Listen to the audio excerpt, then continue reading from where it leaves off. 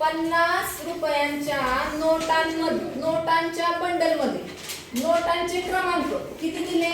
42,312 ते 42,342 पर्यंत आहे. तर त्या बंडलमध्ये एकूण किती रक्कम आहे? तर अशा वेळेस काय करायचं?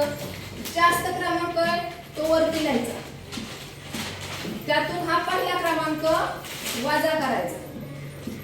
यांची वजाबाकी केल्यानंतर एकूण इथे किती आले? 30. किती नोटा आल्या? 30. त्यामध्ये अधिक 1 करायचं, बरोबर 31 नोटा होतील. किती नोटा होतील? 31.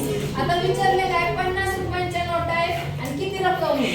मग नाही 31 ला 50 गुणिले 31 हा गुणाकार करायचा आणि जे उत्तर येईल तेवढी रक्कम असणार.